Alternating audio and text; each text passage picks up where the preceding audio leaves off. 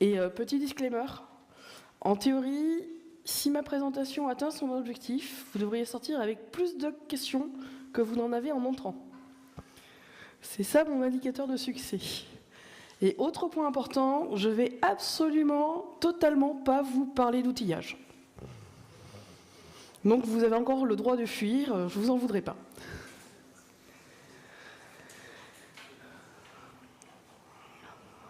Dès qu'on me confirme que c'est OK, on peut y aller. C'est bon ?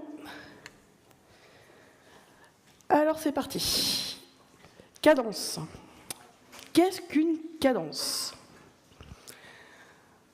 Ok, ça n'a pas l'air d'évoquer grand-chose. C'est pas forcément étonnant.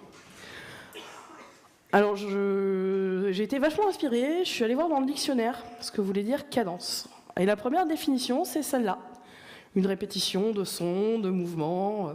Enfin, ça marchait bien avec l'image de marche militaire en Corée du Nord. Enfin, des trucs comme ça, très très synchronisés, avec zéro variabilité ni quoi que ce soit.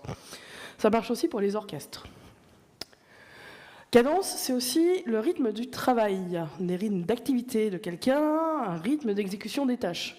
Et là, l'image que j'ai eue en tête, elle n'est pas franchement plus sympa que le défilé militaire coréen, c'était le travail à la chaîne. Ça, c'est une parfaite illustration du travail cadencé. À savoir que si vous prenez du retard, vous déstabilisez toute la chaîne, c'est le bazar, vous vous faites engueuler. Enfin, c'est génial. Alors, et si maintenant on transpose ça dans notre quotidien d'informaticien, qu'est-ce que ça donne ? Est-ce qu'on peut dire qu'une cadence, c'est le rythme de notre activité, d'une équipe de développement, donc, le rythme de traitement de l'ensemble des tâches qui font que on arrive à développer un logiciel. Par exemple, cadence de livraison. Est-ce que ça, c'est quelque chose qui déjà vous parle un peu plus ? Oui, non, non. Ah, merci. Alors, petite simplification, j'espère que vous n'en voudrez pas. Mais basiquement, développer un logiciel, c'est passer par une phase de spécification, une phase de développement, quelques tests, quand même, ça peut servir, et on finit par livrer. Alors, petit élément fondamental. Ce qui a de la valeur, c'est ce qui est livré. Je pourrais m'en faire une pancarte. C'est quelque chose que je répète tous les jours, plusieurs fois par jour. Vraiment. Grosso modo, tant que ce n'est pas livré entre les mains du vrai client, vous pouvez avoir fait le meilleur outil du monde, mais il ne rend pas le service. Et auquel cas, il ne résout pas les problèmes de votre client, et du coup, il n'a aucune valeur. Du coup, question fondamentale. Comment est-ce qu'on peut augmenter la valeur produite ? C'est magique, il suffit de livrer plus souvent, puisque ce qui est livré, c'est ce qui a de la valeur. Livrer plus souvent, mais sans dégrader la qualité. On y tient. On est développeur, on est fier de l'être, on est quand même content quand notre logiciel il est super robuste, pas d'anomalie, client content, équipe de développement content. Et là, ça commence à se corser. Alors, la qualité, basiquement, qualité technique, je pense que c'est quelque chose qui va vous parler à tous, vu le public de la conférence. C'est typiquement qualité, maintenabilité du code, la robustesse, la scalabilité de votre application, la tenue en charge, le niveau de sécurité, tous les grands classiques. Mais la qualité, c'est aussi la qualité de ce que vous avez produit comparé aux besoins exprimés. Techniquement, le produit peut être magnifique. Si ça ne correspond pas au spec, ça ne marche pas. Et dernier point, c'est aussi la correspondance par rapport aux besoins réels. Vous l'avez peut-être vécu, mais de temps en temps, on a des surprises entre ce qu'on vous a spécifié et puis ce que l'utilisateur attendait vraiment. Parfois, il y a des écarts. Alors, comment on fait pour augmenter la cadence de livraison sans baisser la qualité ? Je continue à dérouler une logique assez simple. Il faut augmenter la cadence des validations. Plus vous validez, plus vous êtes sûr de la qualité, plus vous pouvez livrer.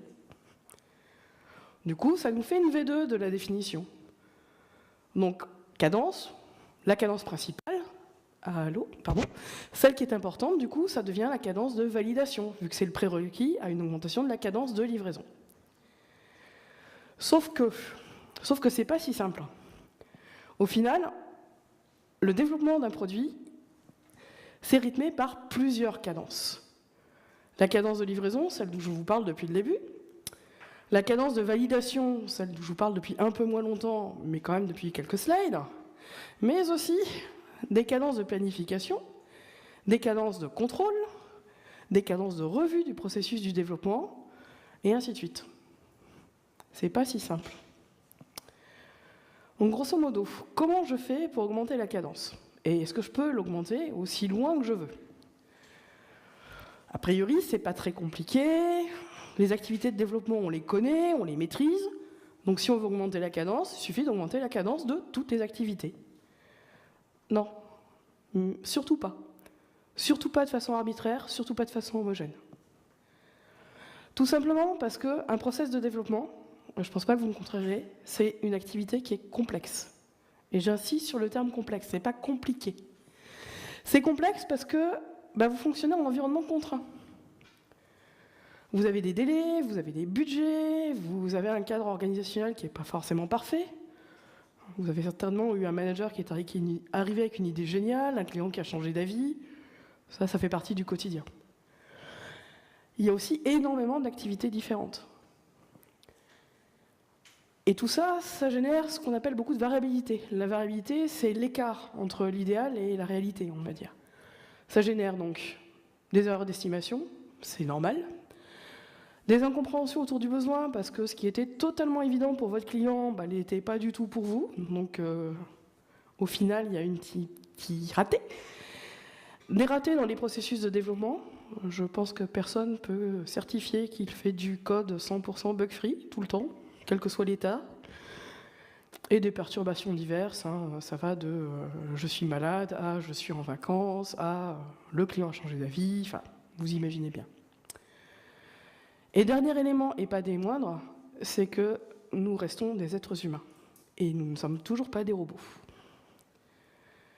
Ce qui veut dire que si on augmente arbitrairement la cadence de toutes ces activités, basiquement en disant on fait x2, on va 2 fois plus vite, on fait 2 fois plus de réunions de planification, 2 fois plus de réunions de spec, on fait 2 fois plus de recettes, tout en divisant les temps par 2. Ça risque surtout de absolument pas marcher et de générer un paquet de perturbations. La première perturbation, et en gros la principale victime, et celle qui va être la plus visible, c'est la qualité de votre produit. Faire les choses bien, ça prend du temps. Raccourcir tous les délais en imaginant qu'on va pouvoir faire 2 fois plus de choses en 2 fois moins de temps, ça ne marche pas du tout. Et ça génère ça incite les gens à de temps en temps faire quelques compromis, notamment au niveau de la qualité, des tests, parce que on n'a pas le temps. Si la qualité baisse, et que vous avez quand même des tests un peu costauds, ça veut surtout dire qu'au final, votre fréquence de livraison, elle va baisser. C'est mathématique. Et quand on est développeur, et quand on commence à s'enfoncer dans une spirale comme ça, de mauvaise qualité, de tests qui passent pas, de clients pas contents, de livraisons qu'on annule, en général, le moral des troupes est pas bon. Et il est même de moins en moins bon. C'est vraiment une spirale descendante. Et ça donne à peu près ça. Au final, tout le monde y perd. Tout le monde est triste, tout le monde n'est pas content. Donc, reprenons. Notre définition de cadence. On voit bien que augmenter mathématiquement, mécaniquement, ça ne marche pas. Comment on fait? Qu'est-ce qui est intéressant? Est-ce que c'est vraiment livrer 2 fois plus souvent, ou est-ce que ce ne serait pas plutôt avoir un côté prédictible? À savoir, quand vous vous engagez à livrer tel périmètre sur telle date, vous avez 100% de réussite. Ça devient intéressant. Ça, c'est quelque chose qu'on peut vendre à un client. Moi, j'aime bien en tout cas cette définition. Alors, ceci est un extrait d'un article d'une grande dame de l'industrie du logiciel, Marie Poppendick. Si vous ne la connaissez pas, n'hésitez pas à lire ce qu'elle écrit. Moi, je vous avoue, je suis extrêmement fan. Elle est notamment connue pour avoir vulgarisé, je dirais, toute l'approche Lean, mais dans le domaine du logiciel. Donc pour tout ce qui est process de travail, efficacité et compagnie, ces travaux, c'est une mine d'idées. Et ça force à se poser énormément de questions intéressantes sur notre quotidien et à remettre en cause des habitudes.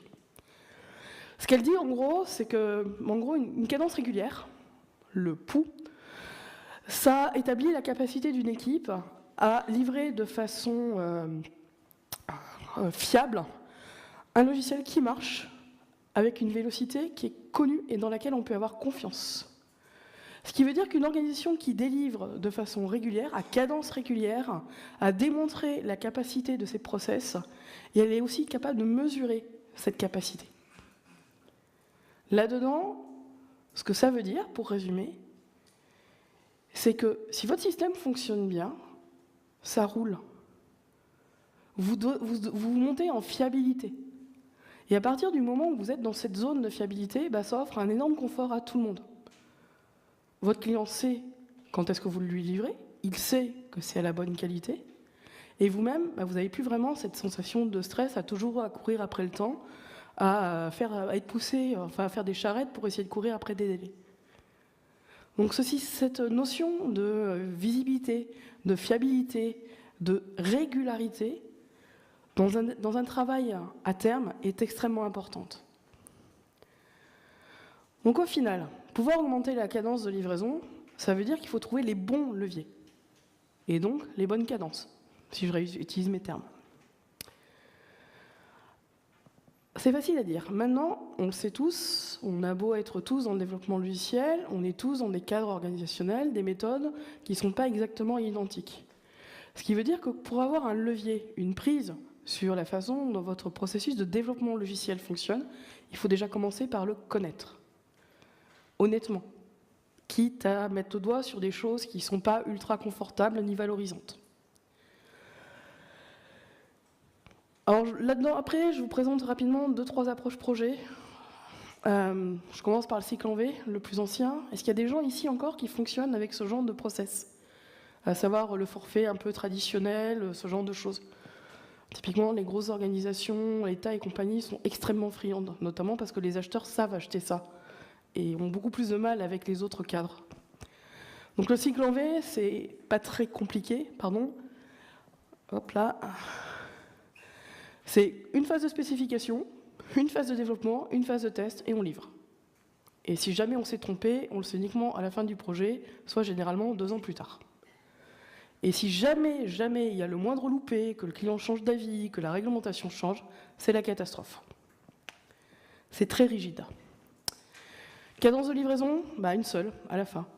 Donc le côté répétitif, pas vraiment. Cadence de validation, feedback. En fait, les phases de validation, elles sont très formalisées.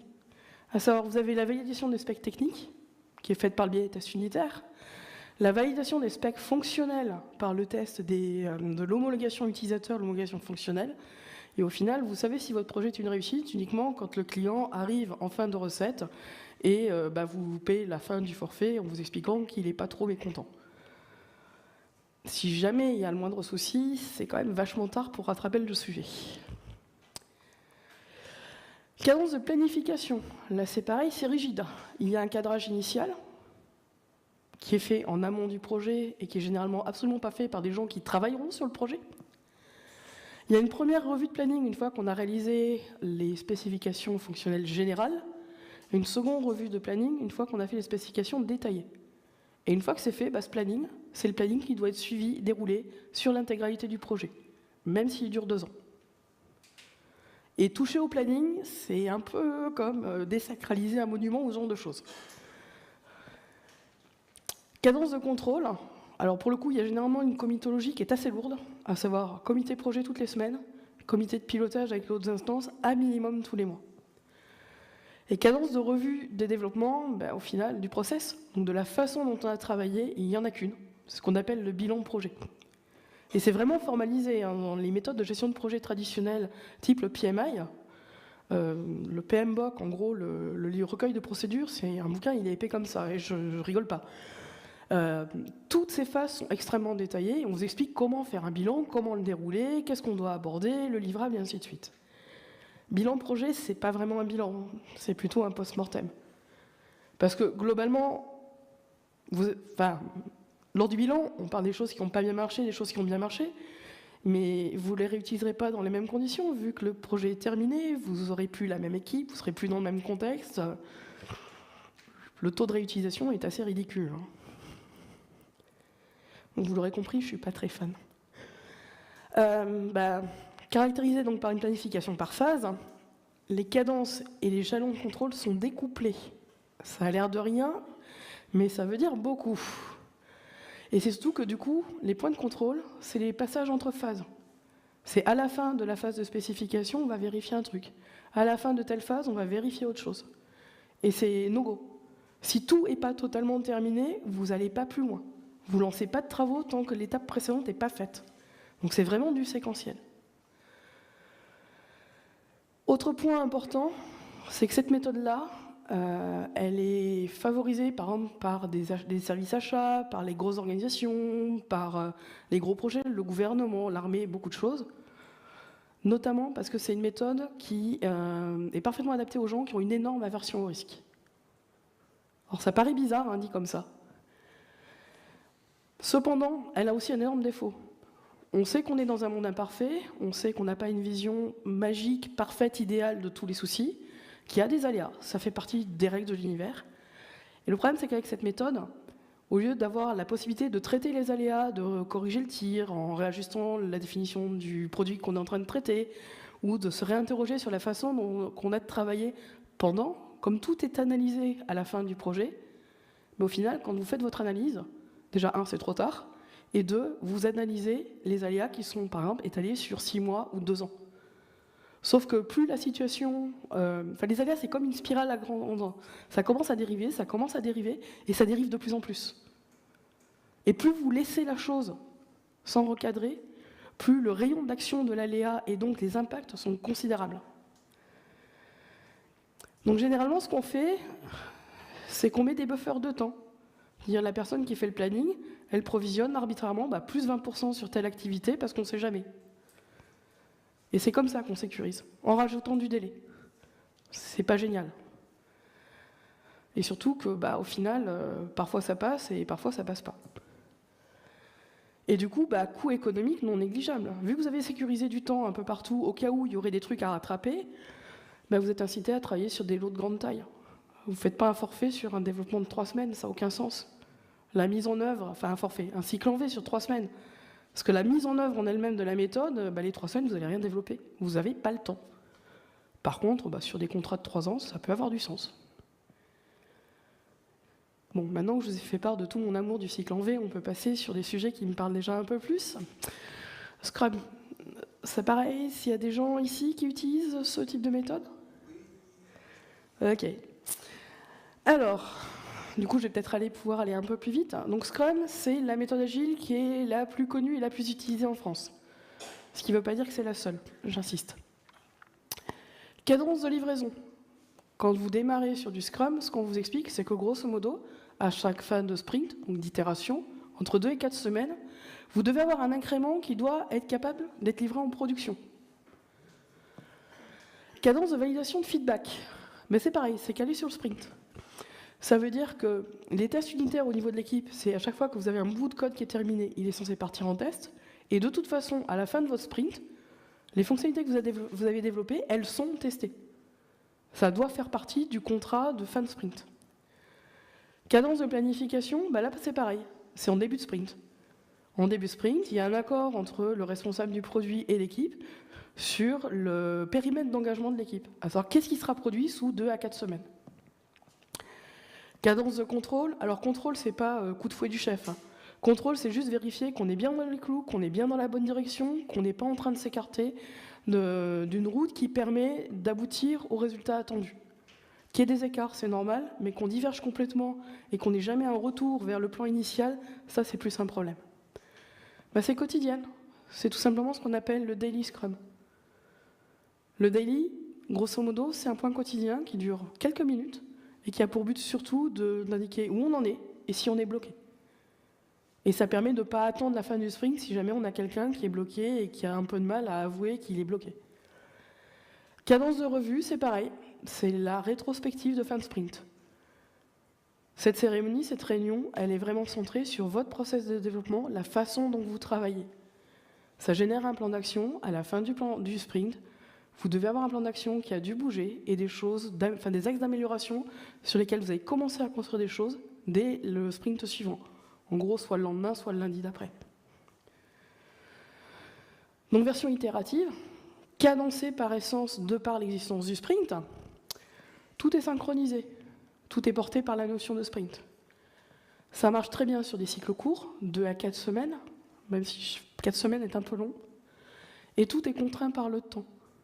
Vous ne faites pas des sprints, vous ne démarrez pas un sprint de 2 semaines pour le terminer 3 mois après. Ça ne marche pas. Enfin, si ça marche, virez votre Scrum Master, ou envoyez-le en formation, mais faites quelque chose. Et la méthode incite surtout à manipuler des lots de petite taille. Quand on s'engage sur un périmètre de développement de 2 semaines, on ne s'engage pas sur des trucs colossaux. Mais ça veut aussi dire qu'on s'engage sur des choses où on a une bonne compréhension du besoin. Et là, c'est compréhension du besoin par l'équipe, pas par un chef de projet avant-vente qui n'aura jamais les mains dans le cambouis. Mais, parce qu'il y a forcément un mais, c'est pas magique. Déjà, cette méthode, elle ne correspond pas forcément à toutes les équipes, à toutes les personnes, et elle ne correspond pas forcément à toutes les activités. Typiquement, si vous faites avant tout de la maintenance, en gros, vous traitez des urgences, vous traitez des retours utilisateurs, le côté planification de l'activité sur les 2 à 4 semaines à venir, vous n'en savez rien, ça va complètement dépendre de ce qui va se passer aujourd'hui, demain et après-demain. Donc à partir de là, s'engager sur quelque chose d'inconnu, en général, on ne le fait pas. Et il y a la question du rythme soutenable. 2 semaines, c'est court. 2 semaines, c'est intense. Or, dans l'absolu, ce genre de méthode, vous pouvez le dérouler à l'infini.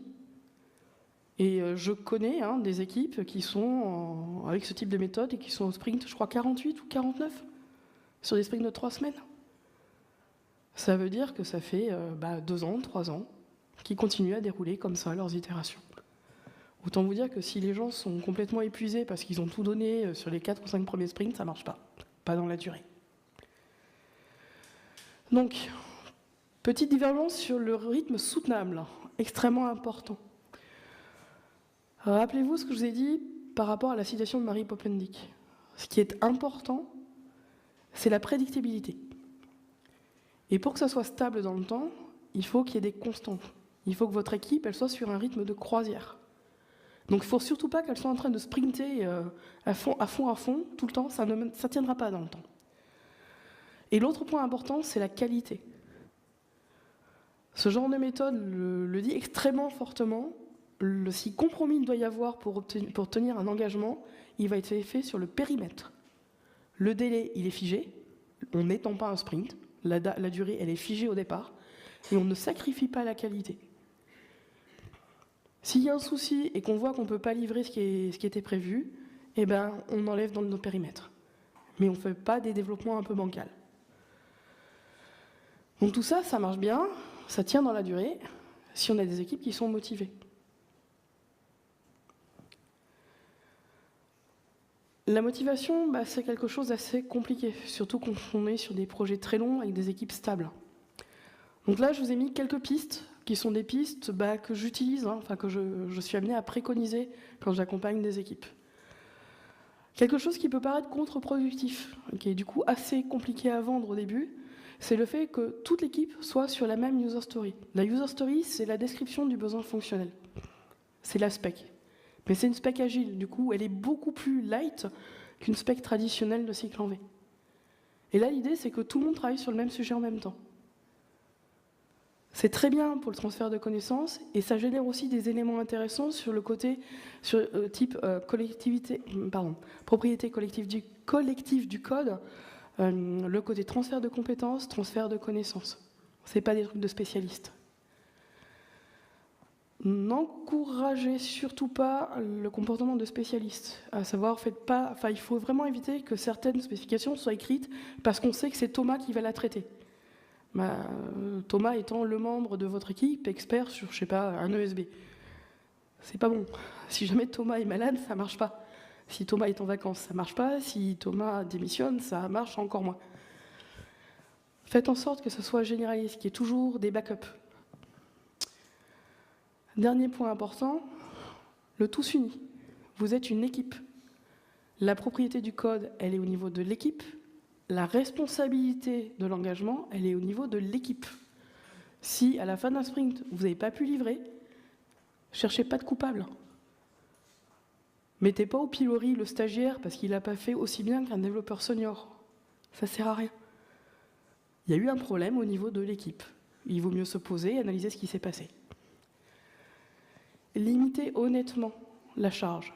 En général, on a tous envie de faire plaisir à notre client. Sauf que le client, en général, fait aussi un peu pression pour qu'il ait tout ce qu'il veut, voire encore plus. Si vous ne vous sentez pas capable de traiter tout ce que le client vous demande, dites-lui honnêtement. Challengez le besoin, trouvez un compromis. Mais n'acceptez pas de surcharge pour faire plaisir. Rapidement, ça marche bien si on a des équipes de généralistes. À savoir, pas une collection de rockstars, pas une collection d'experts qui fragilisent le système si jamais la moindre personne n'est pas là. Alors oui, du coup, faire développer certains points par des généralistes, ça prend un peu plus de temps que par un expert. Mais c'est un investissement. Et au passage, c'est motivant. Ça veut dire que les développeurs changent de sujet, passent sur des nouveaux sujets, de nouvelles technos. C'est quand même vachement plus intéressant que d'être toujours contraint de faire la même chose. C'est pas parce qu'on a écrit un module de reporting il y a 3 ans qu'on a envie, 3 ans plus tard, d'être toujours sur le module de reporting. Alors qu'on voit les copains d'à côté sur des technos modernes, pendant que nous, on fait du Jasper Report. Encore. Mais j'aime bien, Jasper. Soyez honnêtes. C'est tout bête, mais c'est très important. On est imparfait, on fait des erreurs, on ne connaît pas tout, on se trompe. C'est pas grave. Par contre, s'il y a une erreur, il vaut mieux qu'on en parle et qu'on commence à traiter le problème. S'il y a quelque chose qui ne vous convient pas, qui ne vous gêne pas, pareil, parlez-en. Les problèmes ne sont réglés qu'à partir du moment où ils sont connus. Et chose extrêmement importante, vous avez le pouvoir de faire bouger le système. Vous pouvez influer sur la façon dont votre quotidien se déroule. Alors, pas forcément sur tout, pas forcément jusqu'à transformer votre bureau en pays des licornes, mais dans vos irritants, il y a peut-être des choses qu'on peut commencer à éliminer. Et si vous êtes manager, est-ce qu'il y en a dans la pièce? Pas un seul manager dans la pièce? Waouh, je vais péter. Alors, petit message que vous pouvez faire passer à vos managers. Manager une équipe agile, c'est pas simple. C'est plutôt des gens indépendants qui ont des idées et qui s'expriment. C'est pas des bons petits soldats. Mais le rôle de manager, du coup, il change. C'est au lieu d'être en mode command and control et de dire aux gens ce qu'il faut faire, un manager d'équipe agile, son rôle, c'est de protéger son équipe et de leur permettre de consacrer le plus de temps possible à ce qu'ils savent faire, à savoir développer. En gros, tous les trucs stupides qui vous font perdre du temps, qui vous ralentissent et compagnie, c'est pas à vous, développeurs, de le traiter. Vous n'êtes pas là pour ça, vous n'êtes pas payé pour ça, et vous pouvez apporter tellement plus en faisant votre vrai métier, plutôt qu'en remplissant des formulaires Excel pour faire remplacer votre chaise qui a une roulette cassée. Je l'ai vécu, celle-là, ça m'avait beaucoup plu. Voilà. Approche agile suivante. Kanban. Est-ce que ça parle à quelqu'un? Oui, c'est bien. J'ai une préférence en fait pour Kanban par rapport à Scrum. Je suis pas du tout, totalement innocente par rapport à ça. Pardon. Petit rappel rapide. Excusez-moi. Kanban, c'est une méthode agile, donc moins connue que Scrum, qui a beaucoup de différences, mais qui reste très intéressante à explorer dans certains cas. Excusez-moi, décidément. Kanban repose sur 5 pratiques. En fait, il y a beaucoup de choses que je pourrais vous raconter, mais je pourrais y passer des heures et ce n'est pas l'objet de la présentation. Les principes de Kanban, qui par contre sont éclairants, sont ceux que je vais vous énoncer. Le premier, c'est le fait de visualiser le processus de travail. En général, une équipe qui travaille avec Kanban finit par avoir des murs recouverts de tableaux avec des post-it partout et des tas de marqueurs dans tous les sens. C'est normal. Le but, c'est vraiment de décrire votre process de développement, le workflow, dans son état actuel, avec toutes ses imperfections. Il n'est pas parfait, il ne ressemble pas à ce qu'il y a dans les livres, c'est pas grave. C'est celui que vous utilisez. Et le but, en gros, en le rendant visible comme ça, c'est que du coup, ça soit partagé par tout le monde. Vous l'utilisez comme radiateur d'information. Un moyen courant, c'est un tableau. Un tableau, en fait, assez similaire à celui que j'ai mis là. Celui-là, c'est une version simplifiée. Qui montre, étape par étape, comment un élément à développer, donc un des post-it, va passer par différentes étapes, différentes activités en gros, pour passer de à faire à réaliser, voire livrer en production. Ça, c'est une photo d'un vrai tableau, Kanban. Vous voyez qu'il est un peu plus complexe que mon image d'illustration. Autre élément important, limiter le nombre de tâches en cours. Avec Kanban, c'est très simple. Il y a des règles, il y a des limites. On limite le nombre de tickets par colonne. Par exemple, il n'y a pas plus de 3 sujets en cours de développement en même temps. Et on n'a pas le droit d'en commencer un 4e si la limite c'est 3. Et la règle, elle est comme ça, elle est dure et elle ne doit pas bouger. Et il y a des limites par membre de l'équipe. Personne ne prend 18 sujets en même temps, quels que soient les statuts, ça ne marche pas. À tout commencer, on ne finit rien. Le but, en gros, c'est de forcer les gens à se concentrer pour finir les choses avant de démarrer d'autres sujets. Et ça a un effet magique, c'est que ça génère ce qu'on appelle le flux de tiré. Parce que, avec le système de limite, vous vous retrouvez avec des colonnes qui sont pleines, vous avez droit à 3 tickets, il y en a 3, vous n'avez pas le droit d'en rajouter un 4e. Ce qui veut dire que pour démarrer un nouveau sujet, il faut faire une place dans la colonne. Pour faire une place dans la colonne, il faut pouvoir passer le ticket dans la colonne d'après. Si elle-même est pleine, ça veut dire qu'il faut refaire une place dans la colonne encore après. Le après, à chaque fois, c'est une étape sur l'aval de votre process. Ce qui veut dire que typiquement, pour commencer un développement, il faut peut-être commencer par finir de passer tous les tests qui sont prévus. Ça veut dire aussi que l'activité de l'équipe, elle va se déplacer suivant l'état de votre tableau. Et du coup, on va inciter un développeur, par exemple, à aller donner un coup de main à un testeur pour sortir la tête de l'eau, boucler les tests, avant de recommencer à lui livrer des développements au testeur qui est déjà sous l'eau. Et le flux tiré, c'est qu'au final, on finit par commencer des développements qu'à partir du moment où on sait qu'on va pouvoir les livrer de façon à peu près fluide. Il n'y a pas vraiment de règles pour fixer les limites. En général, on choisit des valeurs de façon à peu près arbitraire, on teste, on voit ce que ça donne, et puis on les fait évoluer au fur et à mesure. Autre point important, toutes les règles de fonctionnement doivent être explicites. Ce qui veut dire qu'il ne faut pas hésiter à les rendre vraiment visibles. Sur un tableau Kanban, c'est pas rare d'avoir à cheval entre 2 colonnes un post-it qui vous dit que pour passer une tâche de développer à prête à tester, il faut que ça soit commité sur la branche machin, que la doc soit faite, que les tests unitaires soient faits, blablabla. Bla, bla, bla. Et c'est écrit sur le mur. Personne ne peut vous dire qu'il n'était pas au courant et que du coup il n'a pas fait la doc parce qu'il ne savait pas qu'elle était à faire. C'est pas recevable comme argumentation. Le tableau, l'idée c'est qu'il soit autoporteur. C'est qu'en gros, si vous avez quelqu'un qui passe, qui s'arrête devant votre tableau, il sait précisément où vous en êtes. Il n'a pas besoin de vous interrompre. Parce que tout est sur le tableau. Il sait les sujets en cours de développement, il sait qu'est-ce qui est en cours de test, il sait quels sont les points où vous êtes bloqué. Donc il passe, il s'arrête, il lit, puis il peut repartir. Il n'a pas besoin de vous interrompre ou de vous organiser une réunion d'1 heure dessus. Élément essentiel, l'amélioration continue. Scrum, je vous ai parlé très rapidement des rétros. En Kanban, il y a des rétros aussi. Le but, c'est qu'on sait qu'on peut faire mieux. On peut améliorer le process, on peut être plus efficace. Et ça, c'est sans fin. Même si on a quelque chose qui fonctionne bien, on peut faire encore mieux. Et c'est vraiment l'équipe qui est la mieux placée pour savoir qu'est-ce qu'elle peut améliorer, comment elle peut améliorer. Donc les rétrospectives, là on n'a pas de sprint. Donc on ne fait pas une rétrospective à la fin de sprint, on n'a pas de sprint. Ce qui ne veut pas dire qu'il ne faut pas faire de rétrospective. Attention. Ça veut juste dire que dès que vous en sentez le besoin, ou parce que vous avez envie d'avoir l'habitude d'en faire toutes les 2 semaines, vous les faites. Ce qu'il ne faut surtout pas faire, c'est arrêter d'en faire. Point important, les données. Kanban est un système qui génère énormément de métriques sur ce qui se passe sur votre process. C'est très bavard. Et l'idée, c'est de collecter tout ça et de les utiliser pour analyser en gros l'état de santé et savoir où ça bloque. Et parfois, on a des surprises. Les données, c'est bien de les revoir, notamment en rétro, parce que ça donne des pistes sur les points de blocage, sur les points où il y a potentiellement des choses qui vous bloquent, qui vous freinent. Ces indicateurs, alors je vous ai mis la liste, mais ça, c'est vraiment les 2 plus utilisés. Donc il y en a un, c'est ce qu'on appelle Lead and Cycle Time. Grosso modo, vous l'aurez peut-être vu, mais en Kanban, je ne vous ai jamais parlé d'estimation. Or, quand vous faites tourner un système Kanban, au bout d'un moment, vous êtes capable de dire en à peu près combien de temps tel travail, enfin telle tâche, vous êtes capable de la traiter, sans l'estimer.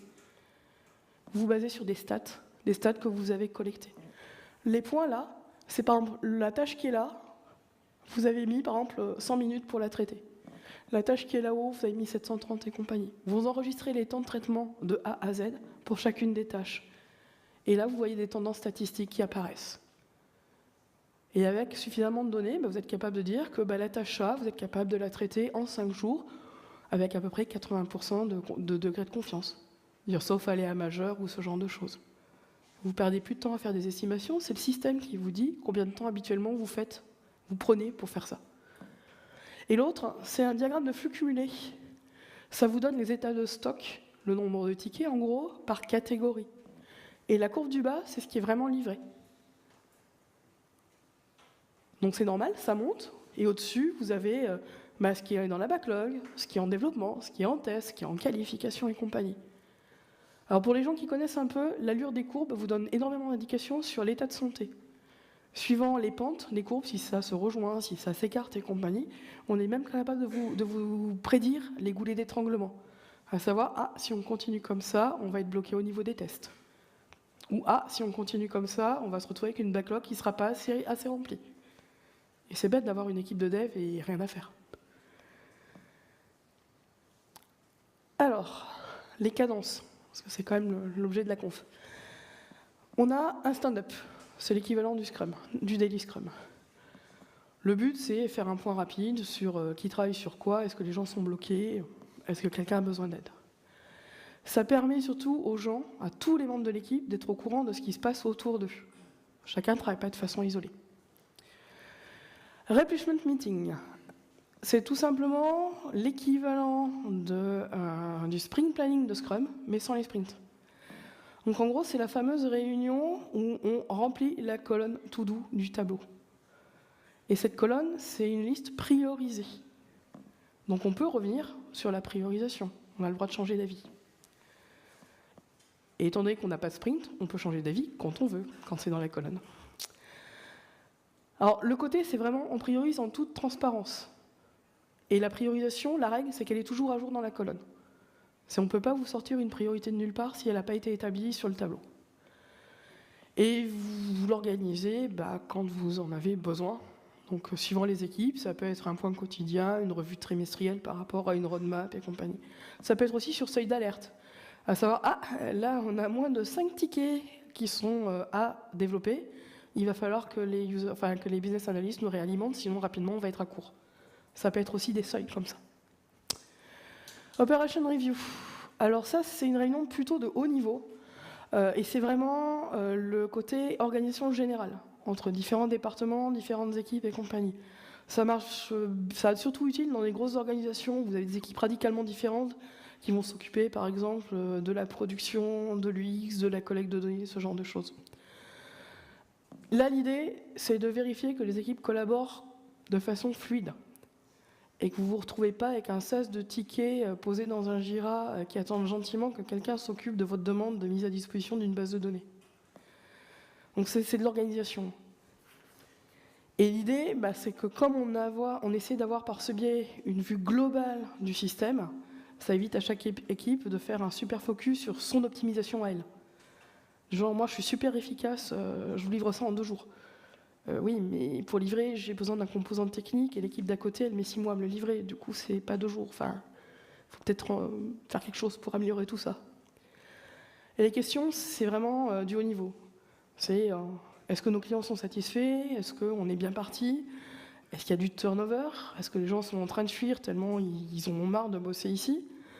Ou est-ce qu'il y a de la sous-utilisation, à savoir des gens en attente qui n'ont pas grand-chose à faire? Où sont les points qui coincent? Les files d'attente. Mais au niveau de l'organisation, pas au niveau de l'équipe. C'est comme une rétro, mais au niveau de votre département, de votre société. Delivery Planning Meeting. Le but, c'est les livraisons. Alors, je rappelle, il n'y a pas de sprint. Ce qui veut dire qu'on livre quand on veut. Mais livrer quand on veut, ça ne veut pas dire qu'on livre n'importe quand ni n'importe comment. Donc là, l'idée, c'est, compte tenu de ce qui est déjà prêt à livrer, de ce qui peut être rapidement prêt, des risques, des demandes des clients, ben on planifie les livraisons et on commence à les organiser. Le principe, c'est qu'à la date de livraison, on livre tout ce qui est prêt. Et au passage, il ne faut pas oublier de prendre en compte les impacts en conduite du changement. C'est pas parce qu'on est capable de livrer extrêmement rapidement un produit qu'il faut le livrer rapidement. Parce qu'on a peut-être derrière des utilisateurs de notre logiciel qui vont devoir suivre des formations, à qui il va falloir montrer le nouveau module. Et peut-être que l'organisation de ça va prendre pas mal de temps. Et peut-être que ça a du sens pour le client de décaler la livraison du module, même s'il est prêt, le temps de faire tous ces travaux d'accompagnement. Ça, c'est souvent sur les plannings de livraison IT, on les oublie. Et du coup, ça peut influencer sur des priorisations. Du genre, non, ça, il vaut mieux attendre. Service Delivery Review. Bon, pareil, haut niveau, c'est vraiment la coordination avec le client. Celle-là, je vous avoue que je ne l'ai jamais vue en vrai. Je ne saurais pas le dire. En général, il y a des représentants utilisateurs. Si vous avez des clients pilotes, des comités utilisateurs et compagnie, c'est plutôt dans cette mouvance. L'idée, c'est une analyse critique de ce que vous avez livré. Est-ce que le client est content, pas content, est-ce que les niveaux de service sont bons, et ainsi de suite. C'est toujours de la collecte de feedback, en fait. La revue des risques, comme son nom l'indique, c'est aussi une revue, mais basée sur les risques. La stratégie, là, c'est vraiment du haut niveau. C'est est-ce que le produit que vous avez développé, son développement a du sens par rapport au marché, à vos clients, à vos concurrents. Donc là, l'idée, c'est juste de vérifier que si on continue là-dessus, est-ce qu'on est en mesure de garder le bon rythme. Typiquement, si vous avez un client qui est capable de livrer des super nouvelles fonctionnalités toutes les 2 semaines et que vous, il vous faut 6 mois, il va peut-être falloir investir sur le système de livraison avant de réviser la charte graphique. Et il y a typiquement les managers de très haut niveau là-dedans. Toutes ces réunions et revues, il n'y a pas de rythme fixé. Vous faites ça de façon régulière, sur événements, les deux, n'importe. Le but, c'est de les faire quand vous en avez besoin. Donc ça, c'est un petit diagramme récapitulatif. Les slides seront partagés, donc vous pourrez regarder les détails si vous voulez. Donc j'accélère un peu parce que j'ai pris un peu de retard. Dernier point, le Lean. Est-ce que des gens dans la salle connaissent un peu le Lean ? Ah, bien, je suis contente. Alors rapidement, les principes du Lean. Premier focus, c'est la valeur. Qu'est-ce qui a de la valeur pour votre client ? Et le but, c'est d'aligner votre système de production avec ce qui a de la valeur pour lui. Typiquement, les rythmes de livraison. Vous travaillez sur une application pour des comptables, c'est pas forcément intéressant de livrer tous les mois. Il faut peut-être livrer une fois par an et coller sur l'exercice comptable. L'idée aussi, c'est d'éviter les gaspillages.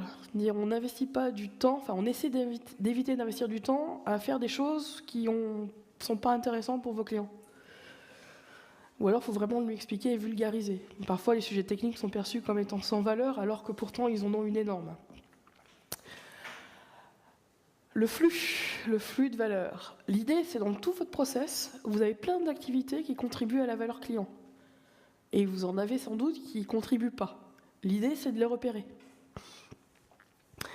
Et en creux, vous verrez tous les gisements, tous les sujets qui vont être à traiter et sur lesquels vous avez potentiellement, avec quelques idées très simples, un gain qui peut être très intéressant.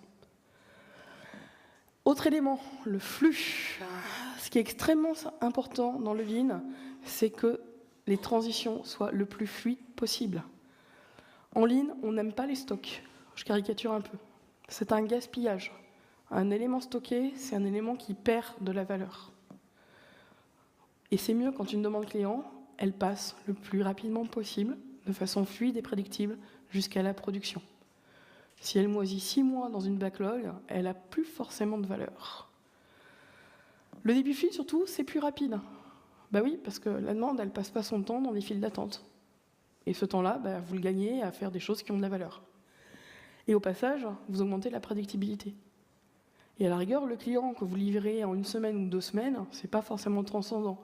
Mais quand il s'organise pour une nouvelle version à telle date, il a vraiment besoin que vous teniez la date, parce que ça a des impacts chez lui.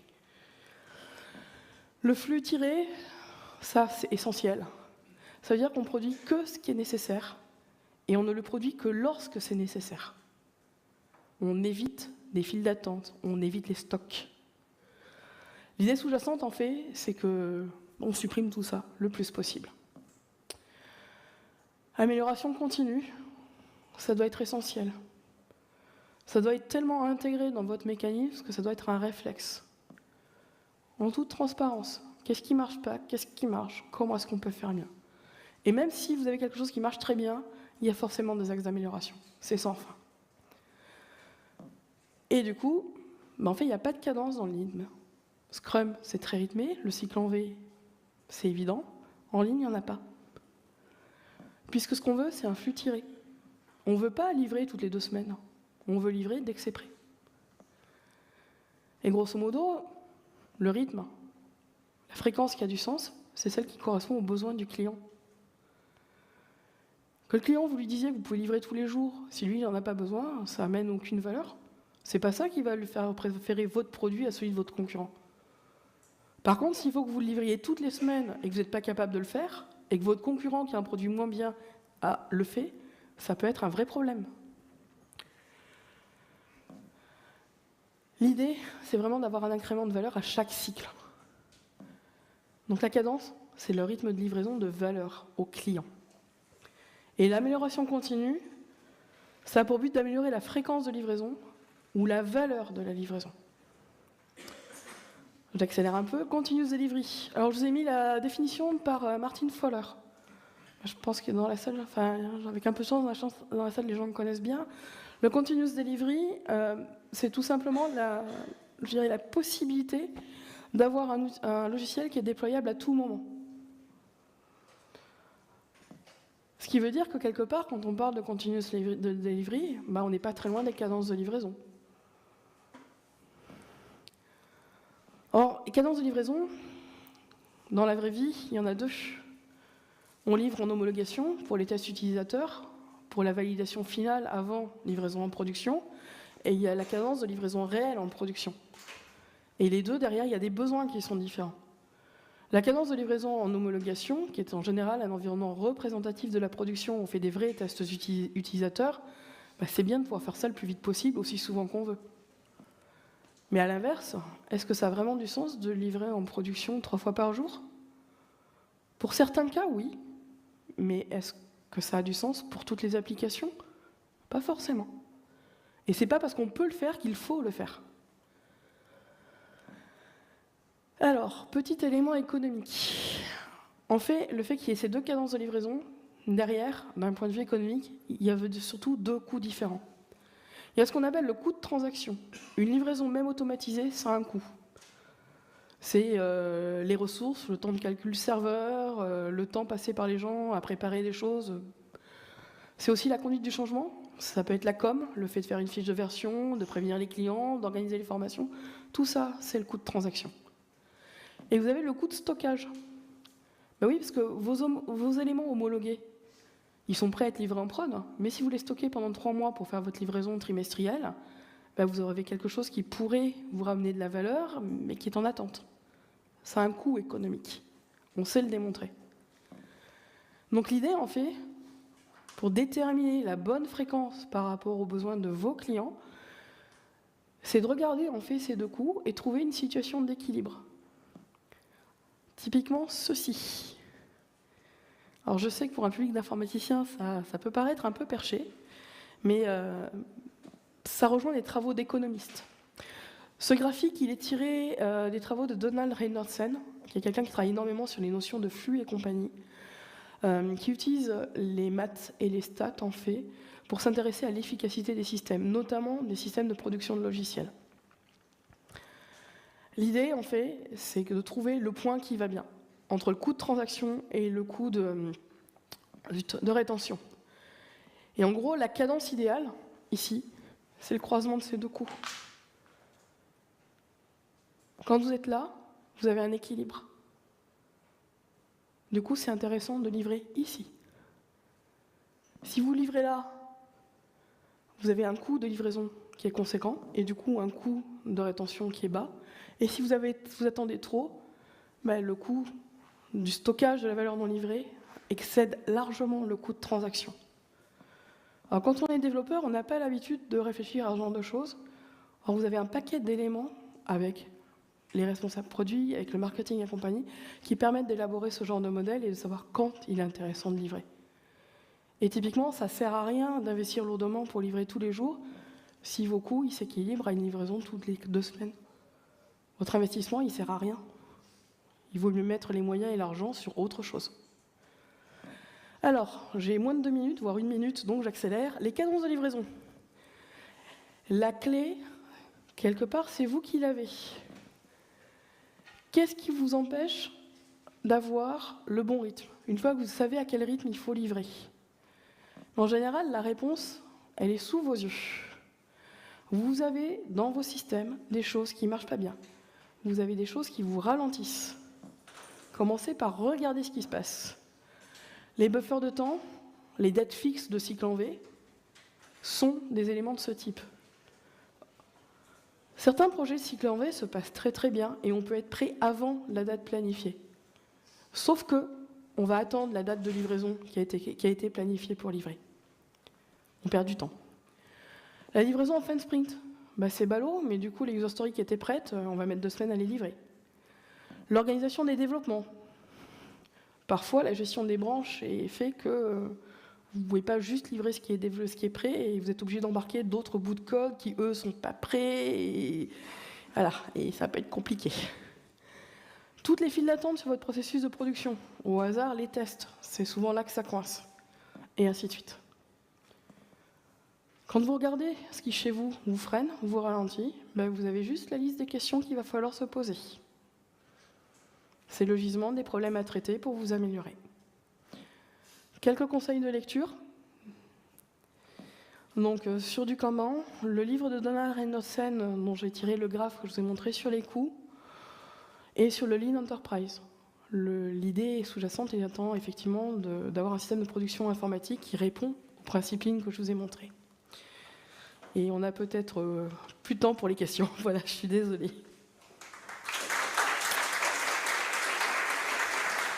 Merci vraiment beaucoup à vous. Je publierai les slides, je pense, d'ici la fin de la journée. Et je suis bien évidemment à votre disposition si jamais vous avez des questions.